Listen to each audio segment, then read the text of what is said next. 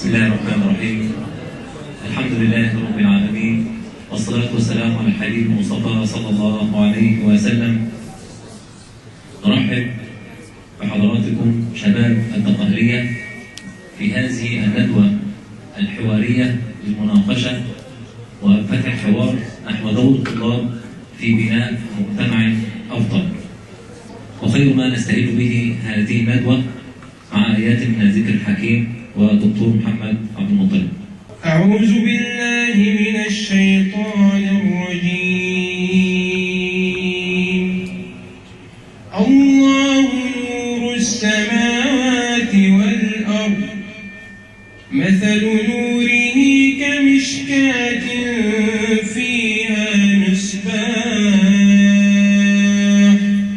المصباح في زجاجة، الزجاجة كأنها كوكب دري يوقد من شجرة مباركة زيتونة لا شرقية ولا غربية، يكاد زيتها يضيء ولو لم تمسسه نار، نور على نور، يهدي الله لنوره من يشاء، ويضرب الله الأمثال للناس والله بكل شيء عليم. في بيوت أذن الله أن ترفع ويذكر فيها اسمه يسبح له فيها بالغدو والآصال رجال لا تلهيهم تجارة ولا بيع عن ذكر الله وإقام الصلاة وإيتاء الزكاة،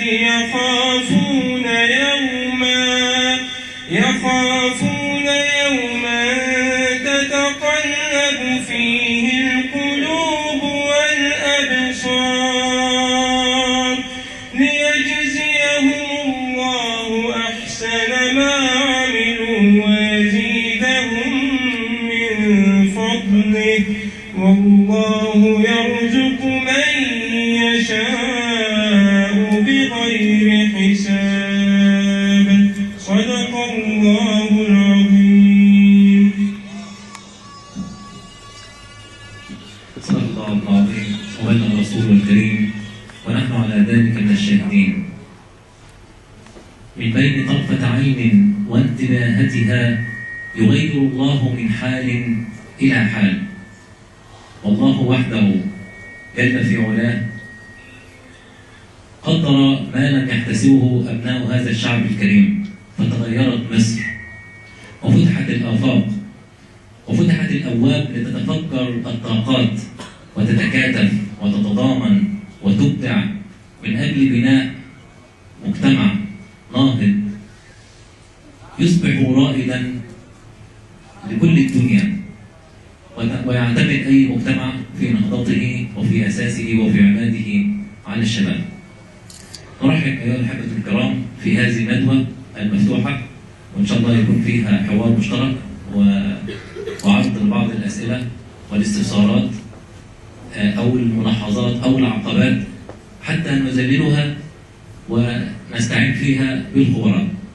ويسعدنا في هذه الندوة أن نستضيف ونلتقي مع الدكتور ناصر عبد الرحمن، الخبير التربوي والأستاذ في العلوم بمعهد بحار السويس، والأستاذ الدكتور محمد الخضري، الخبير التربوي والأستاذ بطب الأسنان جامعة المنصورة. ونبدأ بكلمة للدكتور ناصر عبد الرحمن. فليتفضل. أعوذ بالله السميع العليم من الشيطان الرجيم. الحمد لله والصلاة والسلام على رسول الله صلى الله عليه وسلم. قبل 25 يناير كنت لما بدي اتكلم ما حدش يتكلم بعد مني. دلوقتي اخاف ما حدش يتكلم يعني يديني واحده فيسبوك يطلعني بره المنهج. هحترم نفسي وهتكلم شويه وهسمع لكم يعني. فكل اللقاء لحد المغرب انا هتكلم لحد العشاء وحضراتكم تبقى تكملوا. انا سعيد والله بلقائكم النهارده وبرؤيه الناس اللي ان شاء الله عماد البلد هيقام عليها ان شاء الله في المستقبل. وحاسس ان الفرج والنصر جاي ان شاء الله، وهتكونوا انتوا سبب هذا النصر وهذا التقدم. واذا كنت بتكلم مع بتوع الثانوي الاعداديه النهارده، فانا حاسس ان شاء الله بامر الله انتوا اصحاب ثوره التقدم لمصر ان شاء الله، وان احنا ناخد المكانه اللي احنا اتحررنا منها بالفعل يعني. ومصر تستحق بشبابها الحلو. يوم معركة البغال اللي أقتها الحمير يوم الأربعاء يوم الاثنين، كان الملفت للنظر إن كان فيه مجموعة بتضرب نار من على كوبري 6 أكتوبر. وفي ناس بتضرب نار من فوق البيوت العالية، وكانت شغلانة يعني من بقول لك معركة البغال اللي أقتها الحمير يعني. العجيب في الامر ان اللي جاب الاربعه اللي جاب المجموعه اللي كانت بتضرب نار من فوق 6 اكتوبر طلبه في اعدادي وثانوي. اللي قبضوا عليهم ومسكوهم ومنعوهم واللي كانوا عاملين مشكله طلبه في اعدادي وثانوي. فحقيقه طلبه اعدادي وثانوي كان لهم دور عظيم جدا جدا ايضا في معركه البغال اللي قتلها الحمير يوم 2 يعني. فانا سعيد ان انا بلتقي معاكم النهارده. عايز اقول لكم على حاجه. الناس 5 أنواع. الناس 5 أنواع. في نوع من الناس بيسموهم صناع التاريخ، بيسموهم صناع الأمم، بيسموهم صناع الحضارات. النوع ده بيبقى عارف هو عايز إيه وليه وهيعمله ازاي وامتى وفين. هو عارف كويس اوي هو عارف عايز ايه وعايزه ليه وهيعمله ازاي وامتى وفين. اذا اللي ما بيعرفش يجاوب على ال5 اسئله دول يبقى اكيد 100% هيسيبوا حاجات كتير قوي وهيطلع بره النوع ده. يبقى هيبقى في النوع من الاربعه التانيين اللي جايين. النوع الاولاني قلنا عارف هو عايز ايه، مش بس وعايزه ليه وهيعمله امتى وازاي وفين. طيب في النوع اللي بعديه بيسموه النوع، مش عايز اقول لكم على اسمه الاول، انما في كتير قوي من زمايلكم واصحابكم تقعد جنب منه يقول لك انا مش عارف اذاكر، مش عارف احفظ، المنهج تعبني، الاستاذ تعبني، دماغي وجعني، ابويا قرفني، امي مطلعه عيني. طول ما هو قاعد جنب منك كده بيسموهم المتألمون. اسمهم ايه؟ المتألمون. غالبا هتقوم من جنب منه او من القعده معاه وانت كمان بتتألم. اسمهم المتألمون. طيب في نوع كمان قاعد يتفرج فقط لا غير على الناس اللي بتصنع الحضارات وبتصنع الامم. زي ما احنا شايفين كتير قوي ناس كانت قاعده تتفرج على الناس اللي بتصنع الثوره. قاعدين يتفرجوا زي كانهم بيتفرجوا في ماتش كوره. والعجيب في اللي بيشاهدوا ماتش الكوره انهم بيبقى عاداتهم كتير بس ما لهمش لازمه. ما فيش واحد منهم بيرفع الكاس ويقول احنا خدنا الكاس، او يستفيد هو من انه خدوا الكاس. هو ازاي قاعد يعمل يقول لك ايه؟ احنا خدنا الكاس. انت مين يا عم؟ انت بتتفرج. انت عمرك ما رفعت كاس ولا عمرك خدت مكافأة في ماتش. انت قاعد تتفرج وبس على الناس اللي بتصنع الاهداف والناس اللي بتحقق الانتصارات، وانت قاعد تشاهد وتتفرج عليه. دول اسمهم المشاهدون او المتفرجون. ودول بيبقى كتير قوي. غالبا اللي بينوبهم من الموضوع كله حد يحدث بطوله تيجي في دماغه، يطلع ما يلاقيش مواصله يروح بيها، وفي الاخر يقول لك ايه؟ الفريق بتاعنا، فريقك مين يا عم؟ ولا حد يعرفك خالص، الناس كلها تعرف ابو تريكه وتعرف ما اعرفش مين ومين، انما انت مين اللي يعرفك؟ تايه في وسط المجموعه. دول قاعدين يتفرجوا على الناس اللي عارفه هي عايزه ايه وليه وامتى وفين وازاي. يبقى في نوع بيصنع التاريخ، وفي نوع قاعد يتألم وما تعرفش هو بيتألم ليه، وفي نوع قاعد يتفرج على الناس اللي بتصنع التاريخ. في نوع بقى رابع قاعد مزدهد فتح بوقه كده. في ايه يا عم؟ يقول لك معقول؟ معقول ايه؟ معقول في ثوره هتنجح في مصر؟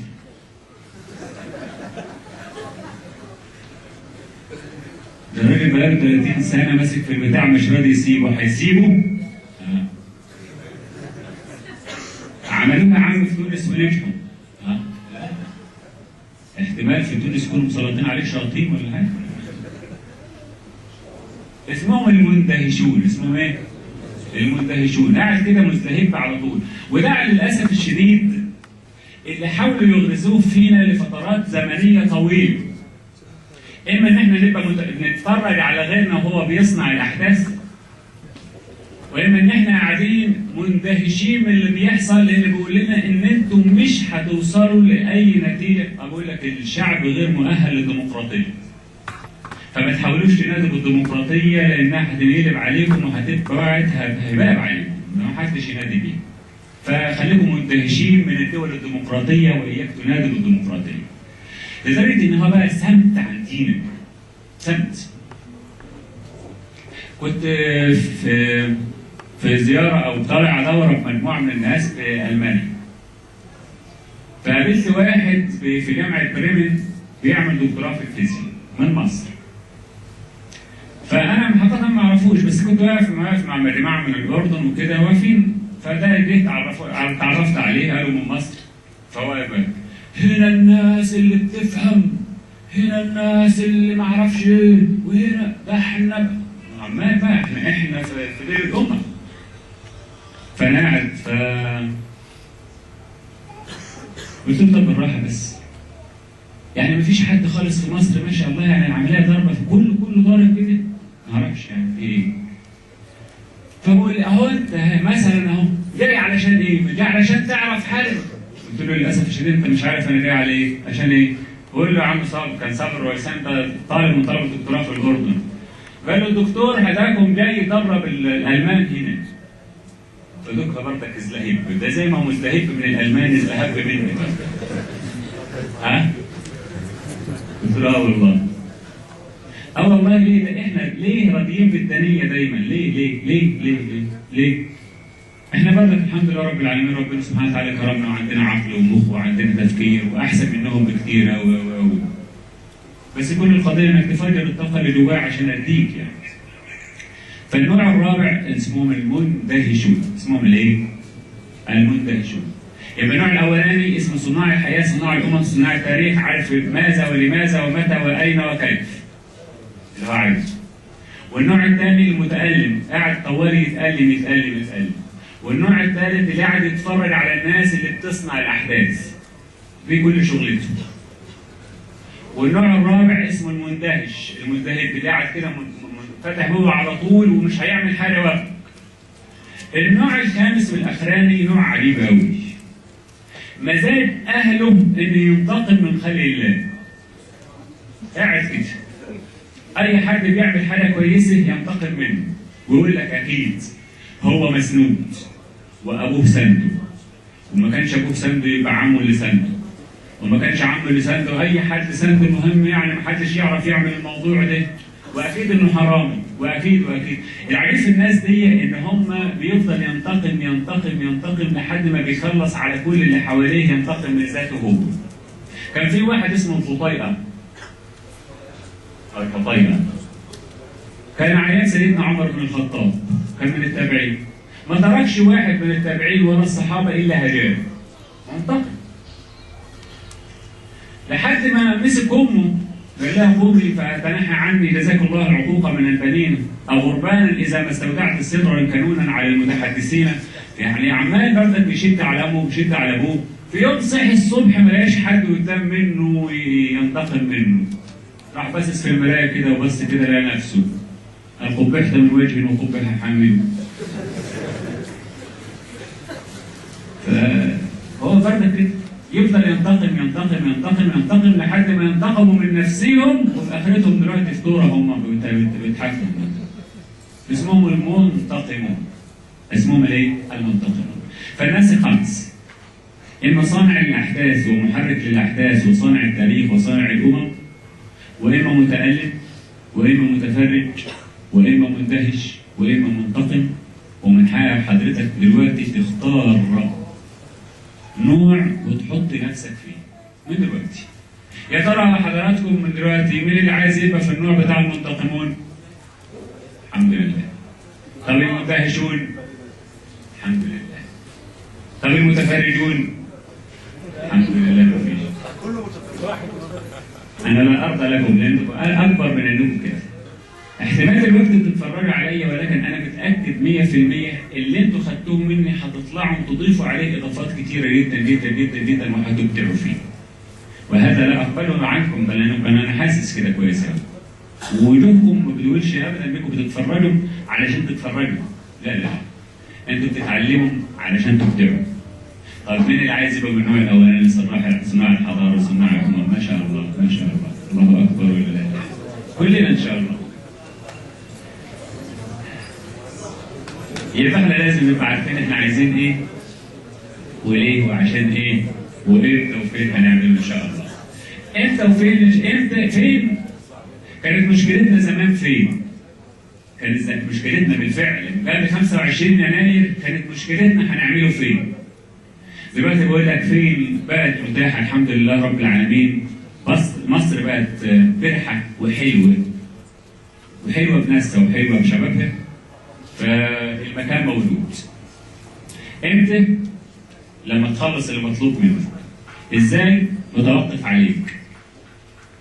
عايز ايه؟ محدش هيحدد عايز ايه الا انت. بس هو حد يقول لي انا عايز ابقى حرامي. لان الحراميه كلها بيتلموا دلوقتي. قعدوا يسرقوا فينا من امتى؟ الحمد لله بتلموا، الحمد لله اتلموا. فاحسن طريقه ارضي ربنا سبحانه وتعالى علشان ربنا سبحانه وتعالى يرضيك. انا مش عايز اتكلم مع حضراتكم كتير لان انا عايز اسمعكم واخد ودي معاكم يعني. فجزاكم الله خير. نسال الرحمن على هذه الكلمه المقدمه والافتتاحيه في اللقاء. هذه لقاءنا يعني هي ندوه في شكل الحياه نريد من خلالها ان نصل الى مشاركه نتعاون ونتضامن فيها لبناء مجتمعنا. وكان اتفقنا ان هيكون عاملها هم الشباب كلهم حضراتكم. واللي قاعدين معانا اغلبهم بيمثلهم مرحلتي الاعداديه والثانويه. فما بين سؤال كيف احنا محتاجين مشاركات من حضراتكم يعني. الواقع الحالي اللي احنا بنعيشه اسفر عن شويه مهارات موجوده عند الشباب. واسفر عن مفاجآت عند البعض لديه طاقات بس كانت معطله. وكان في مناخات بتعطل. وانفتحت الدنيا وانفتحت الافاق للمشاركه وللبناء. نطرح سؤال وممكن اقوله سؤال لو حد يحب يسال سؤال استفسار تمام او تشاركوا معنا تمام. ازاي؟ معنا شباب بعضهم لديه مهارات على الانترنت وظهرت يعني عبر الخمس ست سنوات الاخيره. لدينا شباب لديه بعض المهارات بس ما كانش عارف يعني كيف يبنيها. لدينا واقع بنعصره فيه فساد اخلاقي تكون وتراكم عبر عقود من السنوات بعوامل داخليه وعوامل خارجيه. لدينا مدارس فيها مستويات تعليم الكل يدركها ويعلمها. لدينا مساجد ولها ادوار ورساله. لدينا من الطلاب دعاة لهم تاثير والبعض لا يستطيع او يعجز. لدينا مجتمع واقع بيتكون وبيتشكل من جديد. كيف يساهم طلابنا طلاب على وجه الخصوص الشباب مرحلتين الاعداديه والثانويه في بناء هذا المجتمع؟ نعمل ايه؟ نتمنى كده بعض المشاركات. قلت صناع التاريخ وانواع الناس في خلي المايك. ايوه. صناع التاريخ وانواع الناس كذا وكذا وكذا، لكن يعني ازاي اصنع التاريخ؟ ايه العوامل اللي تؤدي يعني لصنع التاريخ؟ ده اول سؤال يعني. ثانيا مثلا انا محاط بمجتمع يعني مندهش متألم، محاط بكل ده، ايه اللي حاجه توصلني ان انا يعني ايه ابعد عنهم او اكتشف اعرف عني انا وازاي؟ حضرتك قلت الانواع 5، في نوع بيبقى ماشي تبع التيار، يعني مثلا دي حلو انا يبقى حلو، دي وحش ابقى وحش. حضرتك بتستخدم النوع ده. بيتكلم ان في نوع اذا احسنوا الناس احسننا واذا اساءوا اساءنا. وده بالفعل حبوا برضك يخلينا فيه من وطلع زمان حد بيغني يقول على حزب الريح ما يودي الريح وياها انا ماشي. وياها انت ماشي؟ يعني ايه يعني؟ جئت ولكني لا اعلم من اين اتيت غير اني ابصرت قدامي طريقا فمشيت من اين جئت لا ادري الى اين لا ادري، انا مش عارف اي حاجه، انا مش عارف انا رايح فين وجع بال فين الى 60. ده نوع حقيقه نوع خطير جدا.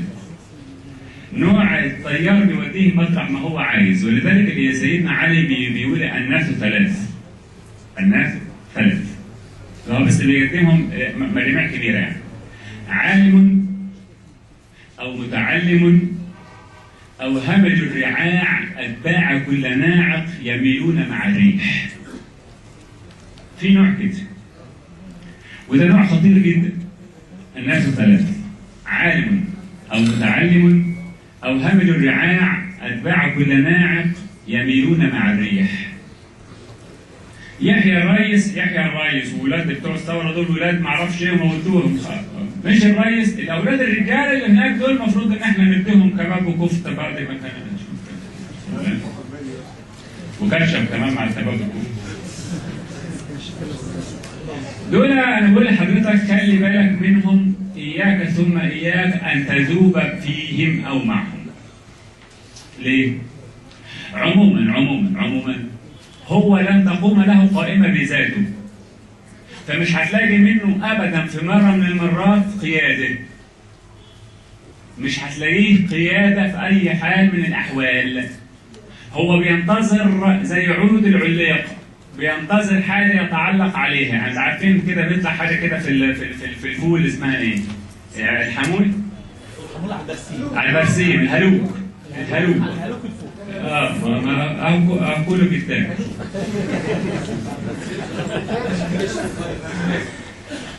فالعليق أو الهلوك أو الحمول ده لازم حاجة يعني يبقى عليها، يركب عليها، يطلع عليها علشان يظهر، وإلا هيموت وهينداس تحت رجليه. فأتباع كل ناعق اللي بيمول مع الريح، اللي هو على حسب الريح ما يودي الريح وياها أنا ماشي، بتنتهي به نهاية، على فكرة نهاية مؤلمة جدا جدا جدا جدا. بينتهي حياته يقول إيه؟ ما دوك قالها برضك في نهاية حياته، جايين الدنيا ما نعرف ليه ولا علشان إيه، ولا عشت طول عمرك ده كله ما أنتش عارف أنت ليه عشان إيه؟ تكتب يا أخي. يعني كلام مش متظبط يعني. فإياك ثم إياك إنك تذوب فيهم، اعرفهم، حاول تتحاشاهم. لو مارس معاهم إنك ممكن تطلعه من الموضوع ده وتقول له حس بكيانك، حس بقيمتك شوية. ليه دايما تبقى إمعك؟ ليه دايما تتأثر بالآخرين؟ فده نوع موجود بالفعل يعني، هو نوع موجود لما يتحط فين؟ لأنه ده حقيقة ممكن نحطه السادس يا عم ولا تزعلش. أنا خايف أطلع من هنا ألاقي 12-13 نوع. جزاكم الله خير. سؤال جميل جدا اللي قاله الأخ يعني، وهو أعتقد يعني أمنية كل واحد يبقى قاعد دلوقتي إزاي أصنع التاريخ. يعني بعد الكلام الجميل اللي قاله الدكتور ناصر، كل واحد دلوقتي قاعد يقول طب إزاي فعلا أصنع التاريخ؟ والموضوع يكون سهل. طب تعالوا نبص كده سريع كده، ناخد لقطات سريعة كده لناس صنعوا التاريخ. تعالى كده نشوف سيدنا معاوية. حد سمع سيدنا معاوية؟ تمام؟ هو في سنه كده كان ماشي مع أمه واخداه وماشي معاه. فواحد بص عليه وقال له إيه؟ يعني منظره كده سيسود قومه. قالت إيه؟ حد عارف؟ حد عارف الشباب اللي قاعد؟ ايوه. قالت ايه بقى؟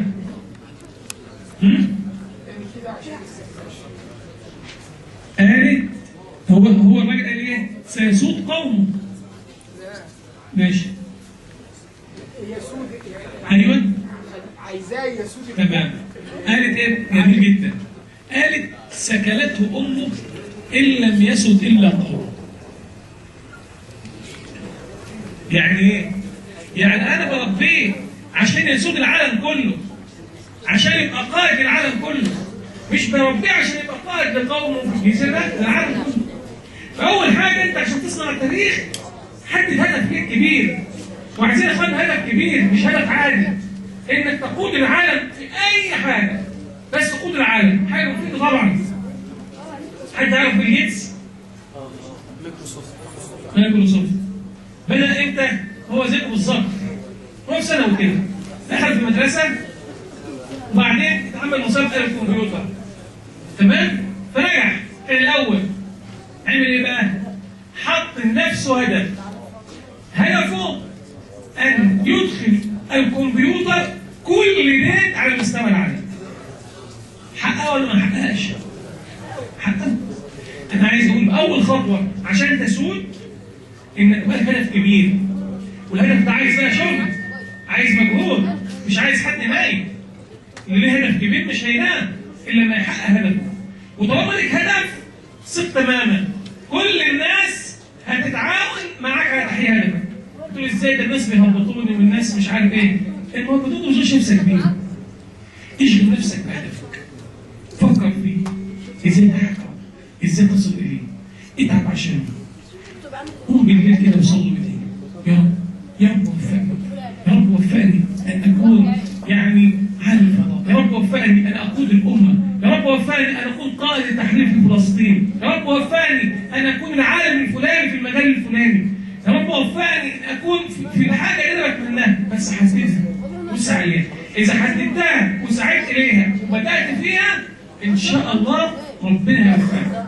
طب الناس بقى اللي حواليا المندهشون والمنتقمون ولا تشغل نفسك خالص، كل ده هيدوب ولا يبقى الا ما ينفع الناس. يا اخوان ما حدش كان مصدق.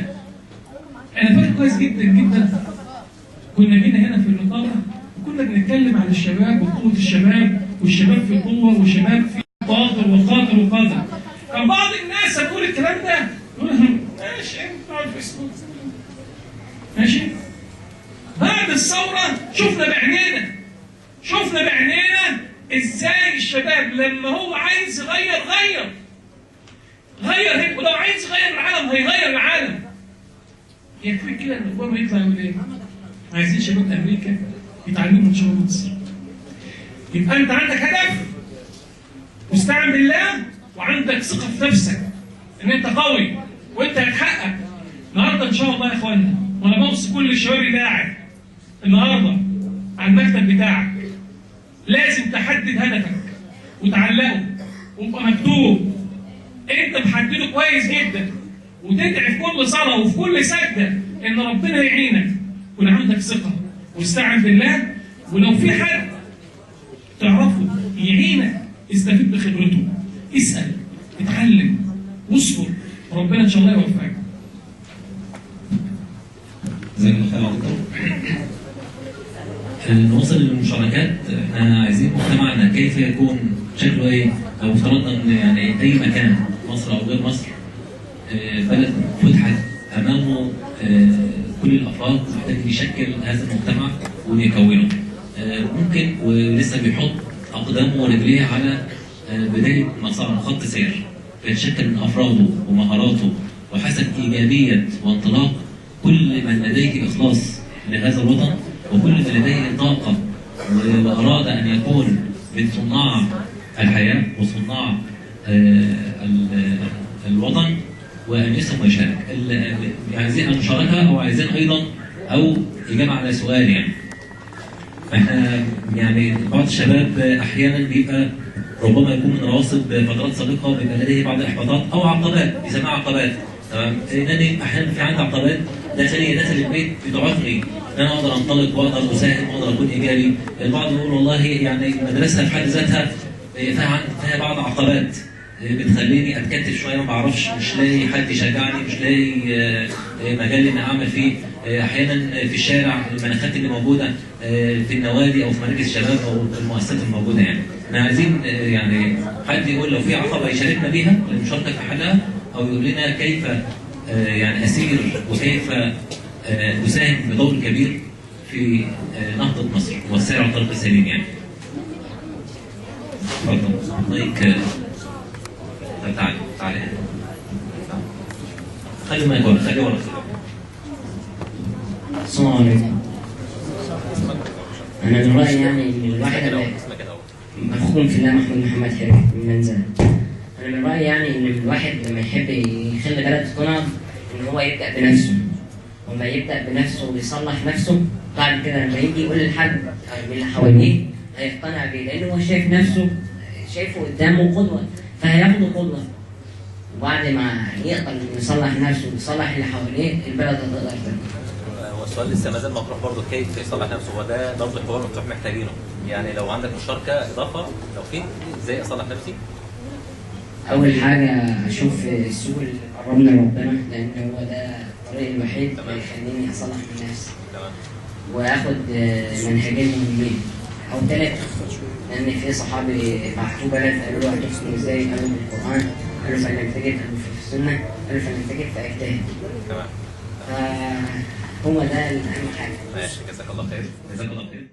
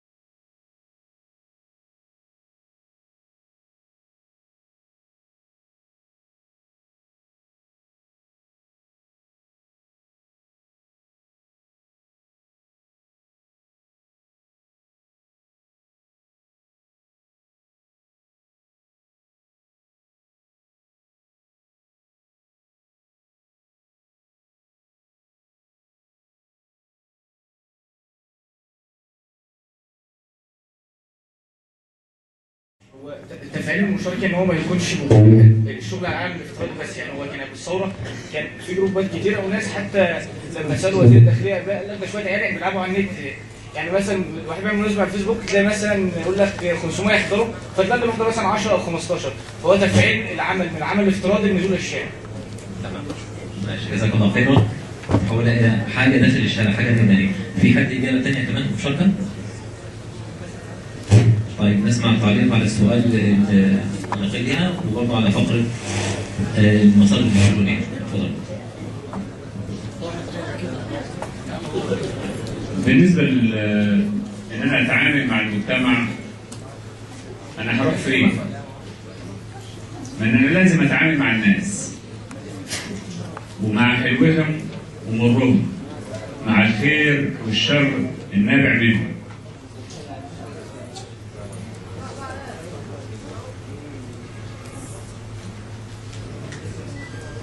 لازم اتعامل معاهم والا هلاقي نفسي منعزل عن المجتمع وبقيت لوحدي.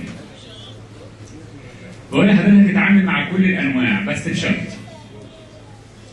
انك ما تدوبش فيهم، ما تفقدش هويتك، ما تصبحش غثاء كغثاء السيل، تندفع مطرح ما هم عايزين وفي الوقت اللي هم عايزين للمكان اللي هم عايزين. لا، انت ليك شخصيتك وهويتك اللي مستحيل تتخلى عنها، سواء كان هو منتقم او هو مندهش او الى اخره، مش مشكله خالص هو نوعيته ايه، المهم انت تحافظ على هويتك. واسمحوا لي بقى ما دام العمليه كده ان انا هتكلم معاكم شويه ازاي احافظ على هويتي. عشان ده جزء مهم جدا بقى، وخاصه كلكم زي اولادي كده يعني. اول جزء في ان انا احافظ على هويتي ان انا احافظ على المعتقد بتاعي. احافظ على ايه؟ لا تجاوبوا معايا بقى. احافظ على ايه؟ احافظ على المعتقد بتاعي. ايه المعتقد بتاعي؟ كانك تحافظ على المعتقد بتاعك، اعتقادك ايه في مصدر الوجود بتاعك؟ مين اللي اوجدك؟ الله. طب ايه صفات ربنا سبحانه وتعالى؟ ايه صفات ربنا سبحانه وتعالى؟ نعم. ايه يا شباب؟ ما هي صفات الله عز وجل؟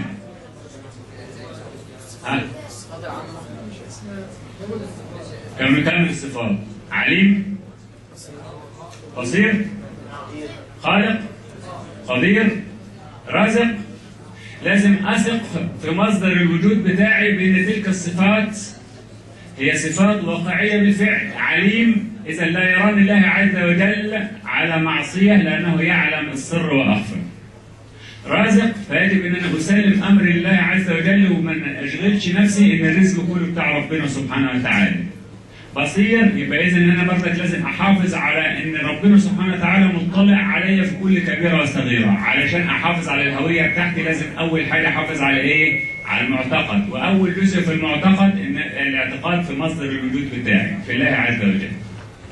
رقم 2 الاعتقاد في الاخر. الاعتقاد فين؟ في الاخر. مين الاخر بقى؟ الناس اللي حواليا. الناس اللي حواليا مش كلك وحشين. ما تخيلوا لو احنا اعتقدنا ان كل الناس اللي حوالينا وحشين، معاملتنا ليهم هتبقى ايه؟ وحشه. فانا بقول لكم الناس فيها خير كتير جدا جدا جدا جدا. انت غير صورتك بس او غير فكرك عن الاخر علشان تتعامل معاه معامله كويسه. يبقى رقم 1 اعتقادي في مصدر الوجود، رقم 2 اعتقادي في مين؟ في الاخر. رقم 3 اعتقادي في الغايه اللي ربنا سبحانه وتعالى خلقني علشانها. ربنا سبحانه وتعالى خلقني علشان ايه؟ علشان 3 حاجات. ان انا اعبد واعبد واعمر. اعبد الله عز وجل واعبد خلق الله في الله واعمر كون الله. ما دمت هعمر كون الله، بالله عليكم واحد نايم هيعمر كون ربنا سبحانه وتعالى؟ ما ينفعش. علشان تأدي او يبقى اعتقادك في الغايه من وجودك اعتقاد صحيح، يجب ان تؤدي الدور المطلوب منك على اكمل وجه، وهو ايه؟ انك تطلع الاول. اللي ما بيطلعش الاول واللي ما بيحاولش يطلع الاول عنده خلل في الاعتقاد في الغايه من وجوده. انا ربنا سبحانه وتعالى خلقني علشان اكون انا الاول، ده انا في خير امه، فانا فيا الخيريه. ليه غيري يبقى هو افضل مني؟ ليه ما اكونش انا العالم في الذره وانا العالم في الكيمياء وانا العالم؟ انتوا عارفين مين واضع نواه علم الكيمياء؟ واحد من بره مصر. واضع نواه علم الكيمياء مين؟ جابر بن حيان بيسموه ايه؟ ابو الكيمياء. انما مش هو واضع نواه علم الكيمياء. مين الاستاذ بتاع جابر بن حيان؟ سيدنا جعفر الصادق من بيت آل النبوة. سيدنا جعفر الصادق من بيت آل النبوة كان معروف بزهده وعبادته وبتقواه وبدعوته لله عز وجل، وعلشان يكمل المنظومة أعبد وأعبد حس إن هو لازم يعمر، فعشان كده بدأ يفكر ووضع نواة علم الكيمياء، وكان هو الأستاذ بتاع جابر بن حيان. غير مباحث امن الدوله بجابر بن حيان ده موضوع ثاني. لا، سيدنا جابر بن حيان ده بتاع علم الكيمياء. جميل؟ كل العلماء اللي احنا شايفينهم، ابن الهيثم وابن رشد وابن النفيس وغيرهم كان الواحد منهم بيعبد وبيعبد، ورغم ذلك كان يعلم انه من كمال المعتقد في الغايه من الوجود انه يعمر كون الله. يبقى لما الاقي حد مكسل وبيطلع الاخر اقول له انت عندك خلل في الاعتقاد في مصدر في الغايه من الوجود. ويعني ايه؟ يعني هويتك هتبدا تنهز. يبقى اول جزء في المعتقد في مكونات الهويه ايه؟ الاعتقاد. والاعتقاد في ثلاث حاجات: اعتقادي في الله عز وجل في مصدر الوجود، اعتقادي في الاخر، واعتقادي في ايه؟ في الغايه من الوجود. رقم 4 في الاعتقاد في الذات، في نفسي. اكون اعتقادي في نفسي، انا معتقد في نفسي ايه؟ والله انا ما بعرفش. خلاص ما بتعرفش. انا ما بفهمش. خلاص ما بتفهمش، انا اعمل لك ايه يعني؟ انا وعمال تكسر في مدينة نفسك، تفتكر ان حد ممكن يصححها لك؟ لا، انا المسؤول عن ان اكون فين بكره واكون فين دلوقتي. انا المسؤول عن كده، ولذلك بحاول ان اثبت وجودي من دلوقتي. واحد يقول لك انا ما بفهمش، يعني هو اللي بيفهم حضرتك احسن منك في ايه؟ انا عايز افهم بصراحه، يعني حد يفهمني، لان الحته دي الوحيده اللي انا مش فاهمها. اللي بيطلع الاول على حضرتك احسن من حضرتك في ايه؟ عنده ايه افضل منك؟ عنده عينتين وانت عندك عين ونص، ما انت عندك الحمد لله 2. عندك ما شاء الله. ده اقول لك حاجه اكتر. عندك في دماغك في مخك ده اهو مليون خليه عصبيه بيعملوا وصلات عصبيه اكتر من 100 تريليون وصله عصبيه. لو تمت الموضوع بالشكل ده تقدر تحفظ وتستوعب وتتذكر اكبر 5 دوائر معارف على الكره الارضيه. اكبر 5 دوائر معارف في الكره الارضيه تقدر انك تحفظهم وتستوعبهم وتتذكرهم بمنتهى البساطه. العلماء اللي هم العلماء اللي بيغيروا وجه التاريخ، الواحد منهم بيموت ولم يستخدم الا 5% من القوه العقليه اللي ربنا عطاها له. جاي تقول لي عقلك على جدك؟ عقلك على جدك ايه يا جدع؟ ده حاجه يعني غريبه يعني. انما هي كل المشكله ايه؟ كبر الدين ووسع الجيل.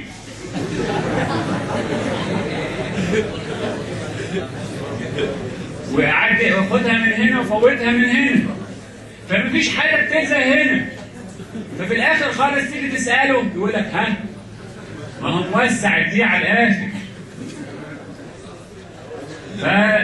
فضاع. اذا انت يجب انك تكون اعتقادك في ذاتك في نفسك على اعلى مستوى. العلماء اللي بيحججهم الطموحات دي كلها مش افضل منك باي شكل من الاشكال، بل ده كان بيظن في بعض منهم في بدايه حياته الدراسيه انه متخلف او بليد. بعض العلماء كان كده. فانت بالله عليك هتفضل في الدنيا لحد امتى؟ علشان هويتك ما تدوبش وتروح يمة المنتقم او المتألم، وواحد ينتقدك وواحد يقعد يتفرج عليك. خلي بالك ممكن الناس تتفرج على ايه؟ على السقطات بتاعتي، مش على النجاحات بتاعتي. يبقى أول واحد في الهوية الاعتقاد، اعتقادي في مصدر وجودي، اعتقادي في الآخر، اعتقادي في الغاية من وجودي، اعتقادي في نفسي ذاتي. رقم 2 اللغة. اللغة علشان ما دبش مع الناس الآخرين ما مشيهمش في اللغة بتاعتهم. وبقت اللغة دلوقتي والعياذ بالله يعني 3/4 الكلمات ما انتش عارفها جاية منين. بيقول لك ايه؟ لغة الايه؟ لغة الروشنة. قاموس بقى نازل. والاستمورنج بتاعنا، الاستمورنج بتاعكم وقعد كده ويقول له اناظر ستون يا اخي. اناظر ستون، يعني عايز حاجة تانية للشيشة. ده كلام ده بيضيع الهوية بتاعتنا. وهم تعمدوا ان يضيعوا الهوية بتاعتنا كتير قوي. لدرجة ان احنا كنا بنروح اماكن زي كارفور وما شابه ذلك ما بنلاقيش فيها اسم باللغة العربية. علشان في الاخر خالص يضيع هويتي. اللي الحبيب المصطفى صلى الله عليه وسلم يقول احببت العربية لثلاث. ورغم ذلك بدأ يحصل حالة محو للغة العربية، بل بدأنا ندخل على اللغة العربية أشياء ليست منها. يقول لك عايزة فرمة الهارد ديسك، عايزة فرمة الهارد ديسك، يقول لك فرمته. هي دي لغة عربية. وأشياء وألفاظ غريبة الأطوار والأشكال، إن ما كناش